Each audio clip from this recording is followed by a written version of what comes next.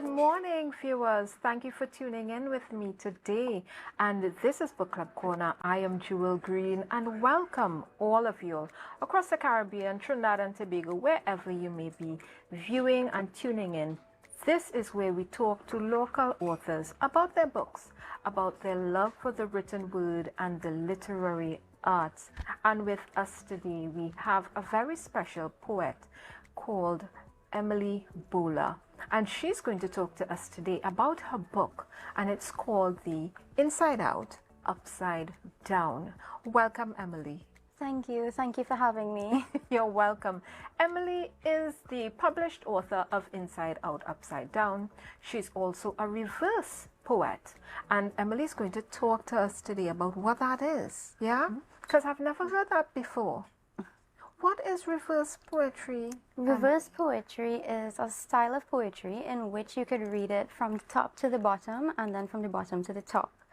Some advanced reverse poets even choose to go so far as to palindromes, so you could read it backwards as well, from right to left. And left to right. I had to ask you because it was burning in my brain. I had to ask before we got into the wine. But this morning we had a very special encounter. We got the opportunity to bounce up Lady Montano, and we want to tell everybody about her book launch. She was here to chat with brunch host about the book launch that's coming up. And I know that the Tobago Writers Guild, we're going to be there with bells on tomorrow, right? So I want to thank her for that very lovely and gracious invitation, as well as we look forward to speaking with her. And that's Lady Montano with her book, The King of Soca, as well as her son, Marshall Montano. We'll be chatting with them sometime soon in the future. He has a book called Boy Boy and the Magic Drum, and we look forward to having them on Book Club Corner. But before we get any further into this book of reverse poetry, we're going to be getting some wine. You know how we get down on Book Club Corner. We get some wine, and we have some more dashing wine. I don't know if you all remember, we had some dashing wine, that Blue Devil from Irie Roots, my good friend Marlene Sharp. So we have some more dashing wine, and let me tell you, it was so good last time. We're going to do the 5 S's of wine tasting, Emily, where we see the wine. We swirl the wine. We're looking for legs. And if you remember that this wine has some legs, so it's a little sweet, right? And if you like that type of wine, really easy on the palate. And then we sniff the wine. And we sip and savor.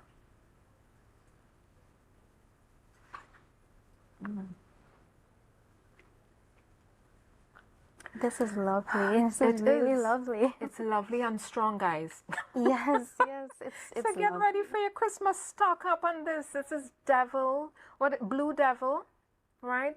And this is dashing wine. We're gonna Wow, this is nice. Good one. This is a good one, Marlene. You did us proud today again. Thank you for introducing me to that. You're very welcome. I'm a beginner wine connoisseur. Oh, I love to pop the cherries. Today we're talking about your book, Emily. And before we get into the book, you know, I want to ask you, as a young author, a young poet, what made you want to write a book and publish it? To be honest, it was such a leap of faith for me. It was never really something I planned. It was just one day, you know, I just started getting these poems flowing from me, from inside of me, naturally. And I just thought, you know, I want to share this. I want to share this with the world, because I've personally never seen something like this come out of Tobago. And I think that we lack courage, we lack taking the leap of faith, you know, that kind of thing. So I thought maybe I had to start it. You know, I've never seen reverse poetry in Tobago, and I believe that we have reverse poets in Tobago. Right. They just don't know yet. We just don't know them yet, you know. And maybe I could inspire them with my book. I love that. I really love that. Y'all, this book is called Inside Out, Upside Down. Right? It's a reverse poetry book, and it's, as you know, we love easy to take with us everywhere books. This book is really nice. It's lightweight, slim, paperback, an easy read, let me tell you. And you can get it on Amazon, or you can contact Emily to get it directly from her. But Emily, when I opened the book and I started to read these poems, because you have a really nice table of contents, I found your font, your use of font interesting.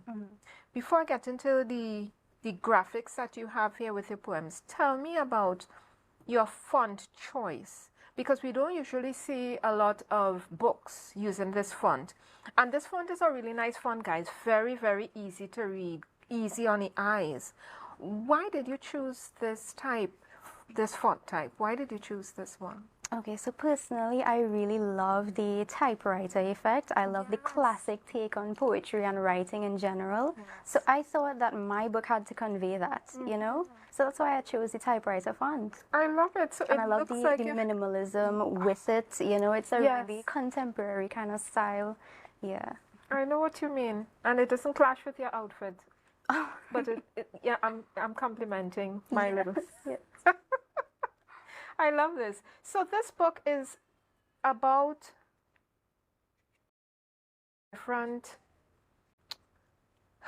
the different topics, issues, whatever went through your mind, and you wrote it down and then put it together in this book. Tell us about some of the topics that you wrote about. The table of contents has, let me read the table of content to you guys. So it goes upside my head. Look at it this way and that.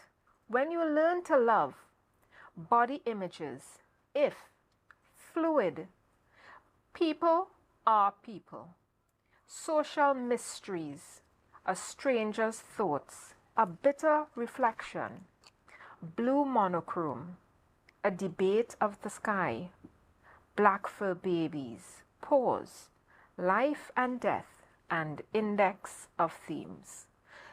And we're going to get to this index of themes is very interesting. But tell me about the graphics in this book. Is this all you? Yes, yes. I actually, okay, so maybe not 100% me, because I got my inspiration from images on the internet, right? You know, so I am also a part-time artist, a graphic artist, digital and traditional as well. You know, I do a bit of sketching, I do a bit of digital art as well. So I really wanted to do the art for my book as well, right? And I thought, again, that the typewriter aesthetic with the minimalism, you know, it was a really nice aesthetic to convey my personal style to the world, paired with the poetry as well. You know, it's a really artistic kind of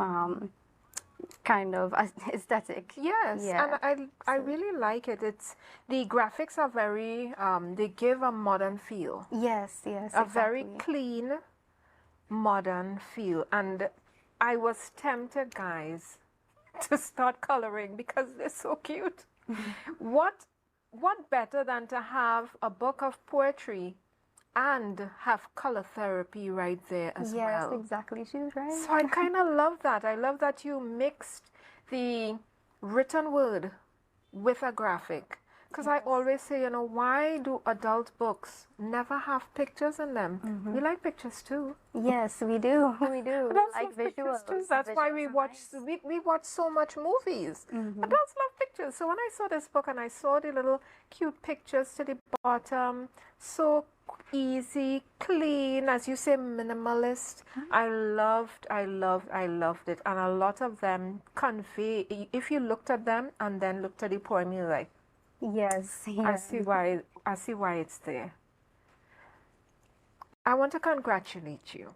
Thank you. Because not a lot of young authors understand that the writing process is something for them. You know what I mean? It's not just for older persons and when you know later on in life.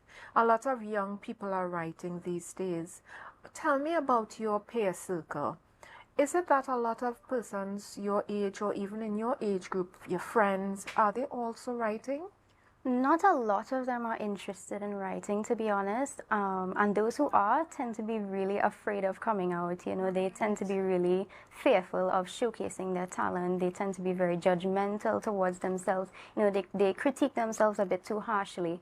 And I think that is a problem. Yes. That is a problem. It really So I is. wanted to inspire them. I want to uplift them.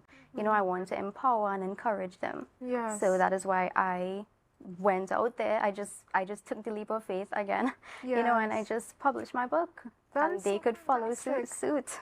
Last week we had another young author called Shankil, and he wrote an autobiography. Yes.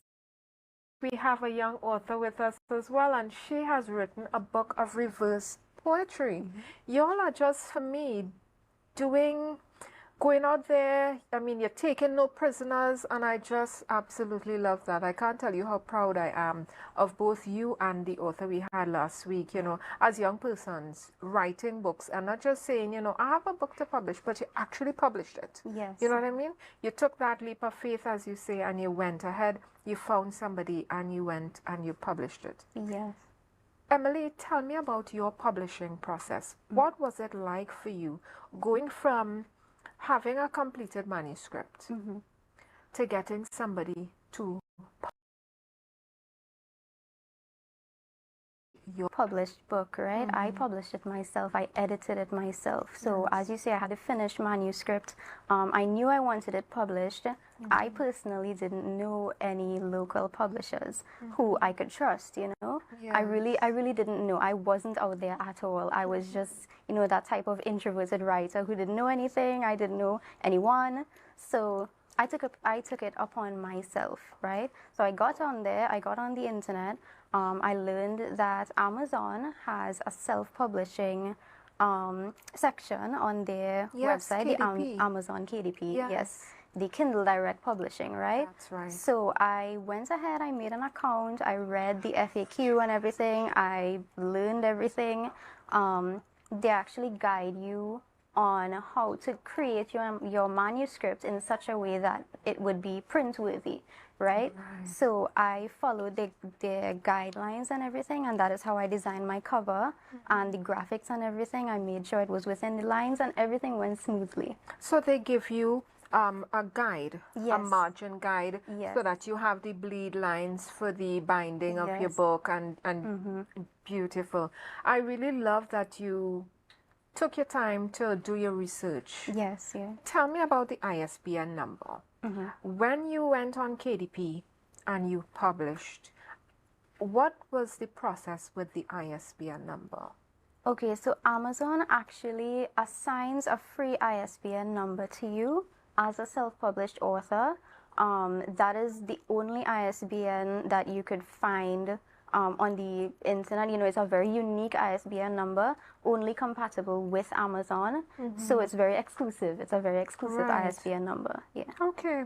And guys, for those out there who are wondering, what is this ISBN number? What are you talking about? An ISBN number is a code that's assigned to your book once it's going to be published, right? Once it's being published, they assign a number to it. It's a unique number.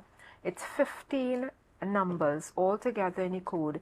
It used to be 13, it's 15 now, but they assign this number to your book, and that gives, you know, all the information once they scan that code. So that ISBN number tells them who has the rights to that book, who has written that book, co-authored, if there's a co-author, how many it gives them all the information, soft, hard copy, whatever. It tells them everything about your book. So you must have an ISBN number if you're going to be producing a book. This morning, around 7, I had a Zoom call with a group of women from all over the world, from Cameroon, West Africa, Trinidad and Tobago as well, a few from there, Barbados. It was just a lot of, a wide range of women. And we were talking about that same ISBN number. I want to put some focus on it, and I'll tell you why. I had an author that I am doing some marketing for, and she was explaining to me the issues she experienced with a publisher who applied for an ISBN number for her, and it's the publisher's number. The book now is attached to the publisher. Oh dear. Yes. And I'm saying that to let you all know out there, guys, girls, publishing, please make sure that your ISBN number belongs to you, right? Amazon gives you an ISBN number and they don't give you any problems to make sure it No, is they yours, don't, yeah. right? And if you go through a third party and they get it from Amazon, you know, it can all be sorted out. But please make sure that that ISBN number is yours. It is on your name, because the rights to your book will not be yours. It will be to whoever owns that ISBN number that's attached to your book. We're going on a quick break, and Emily and I are going to keep chatting, but we're going to be back in a few minutes to continue talking about this reverse poetry. See you in a few.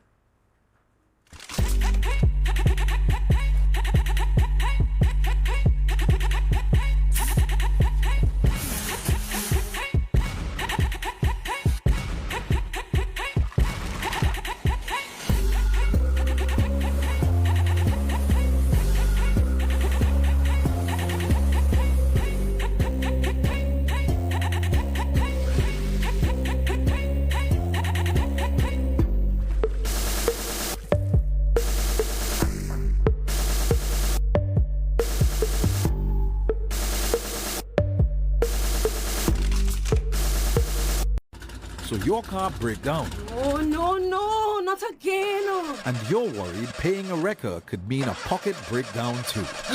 But when you're insured with Tatil, no stress. Yes! A Tatil motor policy has lots of benefits that protect your pocket, like free roadside assistance. That's free 24/7 every time, as many times as you need. Tatil, where people are people. A member of the Anthology Group.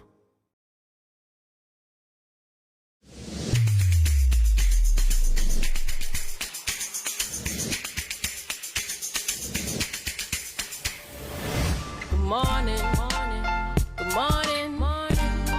Put a smile on your...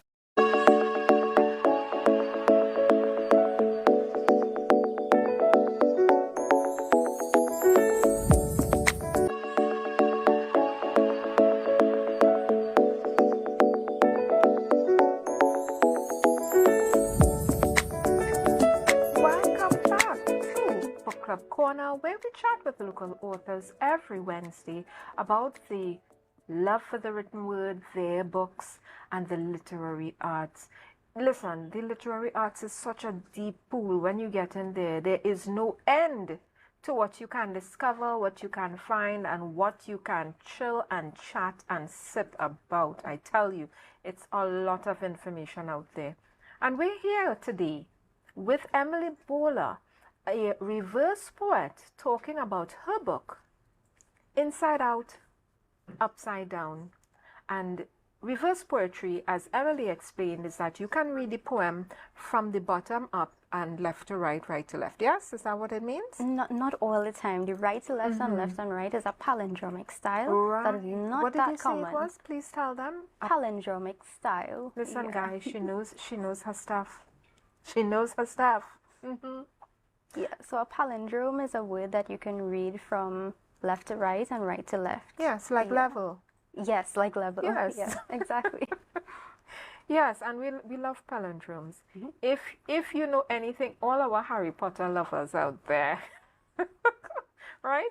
That's all I'm going to say. I'm just going to drop those nuggets. All our Harry Potter lovers out there, get into it. Y'all know what it's about. I'm hearing somebody cheering me on. Emily, when you come to Book Club Corner, you have to read to us. We love to be read aloud too. And Emily has found 3 poems. She's going to read page 3 and 4 today, right? So the poem from page 3 and from page 4, she's going to read first, and then she's going to read some more for us. And we're going to chat a little bit more, because I have something I want to ask you about. When I read this particular poem, I said, Oh, the anticipation. I pull out my detective hat when I read it, right? So we're going to get into that. So let me get comfy. You ready, Emily? Yes, I am. Please take us away.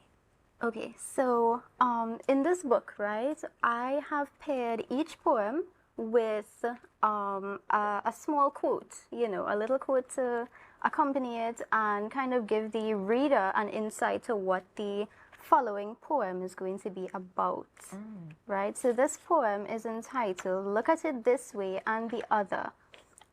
This is the quote. As you get older and you grow, you realize you don't know how much you don't know. Broaden the mind so once in a while someone can drop a thought that's probably worth your while, right? So this quote is encouraging the reader to broaden their mind. And that is what this reverse poem is about. So from top to bottom, look at the world only one way. You can't possibly see it in another perspective because you can only focus on your view. Whatever you do, don't broaden your mind. It wouldn't distract you if you just concern yourself with yourself. You simply can't and shouldn't look at the world in another way. So from top to bottom, you know, you see a very closed-minded perspective where the person really doesn't want to see anything from any other perspective. They just want to think about themselves only. Yes. Right? It's very selfish. And then from bottom to top, look at the world in another way. You simply can't and shouldn't just concern yourself with yourself. It wouldn't distract you if you broaden your mind. Whatever you do, don't focus only on your view, because you can see it in another perspective. You can't possibly look at the world in only one way.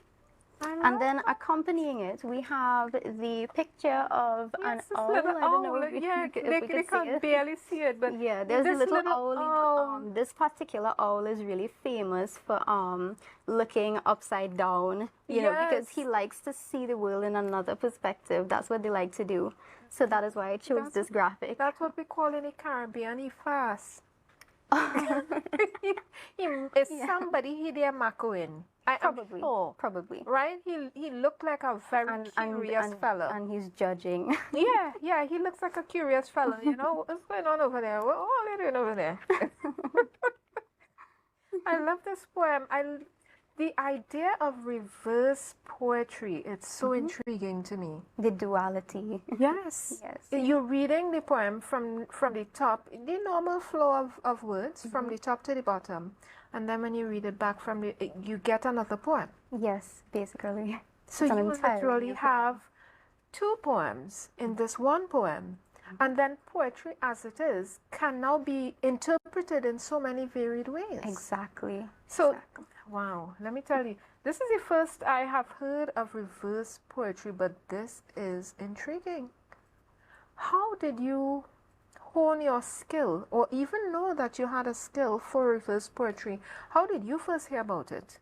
That is a good question. So basically what happened is that I became aware of this poem.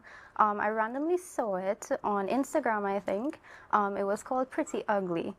And I read it from the top to the bottom. It was talking about how ugly this person is, how ugly she views herself. And then from the bottom to the top, it shows how much she appreciates how she looks. And it really inspired me. It really inspired me to write my own. Yeah. So that is actually the second poem I'm going to read. The very first poem I attempted. And it's very powerful, you know, it's very powerful. So I'm going to go ahead and read that one. Yes, please. I'm getting comfy again. Emily, take it away. Right, so the accompanying quote for this one. What page we on? We are on page 1, by the way. Let me get myself on page 1. Go ahead. Right, so if you want happiness within you, you've got to learn contentment. Desire more if you may, but be thankful for what you are today. And then the poem, Upside My Head. This is the very first one I attempted, guys. I hate my life now, and nothing can make me believe that my life is good enough.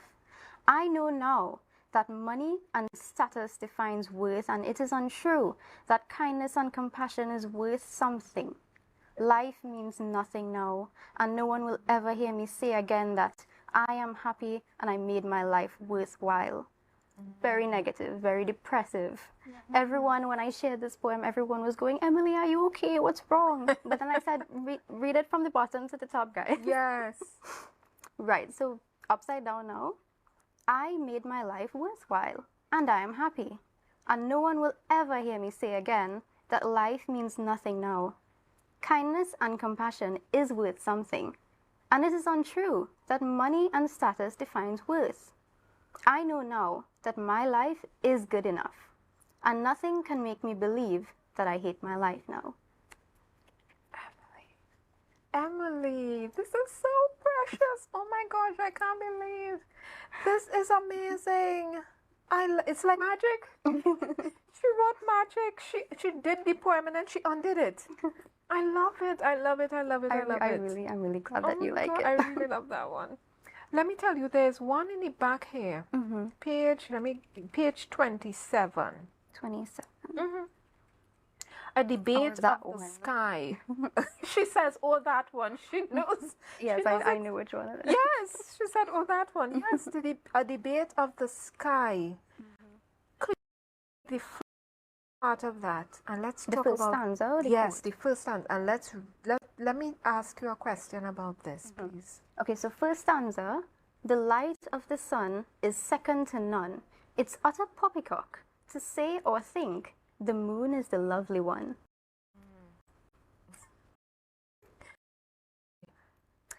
I actually have no reason. So while I was writing these reverse poems, it coming to me. Yes. And the celestial bodies have always been interesting to me. So they naturally came to me as well. You know, I was just thinking about how people compare the moon and the sun, and there's so much contrast between light and darkness, and I couldn't help but write one about them. You know, it's so true, because we do a lot of studying astrology, the sun, the moon, the stars, mostly the moon and the stars, right? Whether it's full moon, quarter moon, when to cut your hair, when to plant, all sorts of different things. There's a whole almanac, the farmer's almanac, right? That is looking at the movement of the moon. But I have not heard them talking about the sun. Exactly. And this part of the poem, when I read it, I said, you know, maybe I could see how lovely the sun is if I could even look at it. If I could glimpse it, maybe I would see its loveliness. But it's just, we take it for granted that what we are able to see, because we can't really look at the sun, right? Yes, it's too exactly. bright. We usually are able to see a sunset or an early morning sunrise. So it's like it burns so bright, it's overlooked. Yes, when it's in its full glory, I mean, you can't look at it. So how can you compare? You know, when it's in its full glory, compared to the moon when the moon is in its full glory. You can only see the moon when it's in its full glory. So I was like, you know, that is so true. And she said it's utter poppycock, people. Yeah, so this poem was actually, it's like the moon and the sun are arguing with each other, you know, they're like, who is the better one, you know, people can actually look at the moon, nobody can look at the sun, who cares, right? This is what, and like that's what the quote is about, actually. I think the moon is in love with the sun, but she's also a little jealous. But what if the sun is actually the one who burns because he's envious? What if? Y'all, get into this book. Get into this book. This reverse poetry is intriguing. It's mind-blowing. It's giving you so many perspectives in one poem. In one poem, we're able to pick out so much. And I was so blown away when I read this one. I mean, I'm not even going to read the rest, right? Emily's not going to read the rest for you. Get the book. It's called Inside Out, Upside Down, and you can get this book on Amazon, or you can call Emily. We're going to share her number on our Facebook page, our Instagram account, and you can find her on Instagram. She's Emily Bhola.tt, right? Yes, yeah, EmilyBhola.tt. Right, and you can find her on Instagram and get a copy of the book. Lightweight, easy to take around with you, put in your handbag, hold in your hand as you're going through customs, as you're traveling, as you're up and down in Tobago, you know, as you're chilling. An easy read, easy read. But let me just tell you, right? make sure you don't dog ears the book, because I went, I read this book like 3 times, and it have a little dog ears in the top here. Try and be kind to your books, guys. Guys, we're out of time, but I want to thank you for tuning in with us today. Today on a Wednesday, every Wednesday at 11, we talk to a local author about their books, about the literary arts, their love for the written word. And today we had with us the lovely Emily Bhola. We want to thank Emily for being here with us today. Thank you, Emily. And for sipping some Blue Devil with us, right? As we talked about your poetry. Do you all get this book? I can't tell you enough. Get this book, inside out, upside down, and it's only Emily, tell them how much your book is. It is only $85 TT. Only 85. 85. Come on, guys, let's support local, and beyond that, let's support the young writers. Emily, thank you for being here with us again, and thank you for having me so much. Welcome. Cheers to that. You all enjoy the rest of your day, and we'll see you next week Wednesday on Book Club Corner.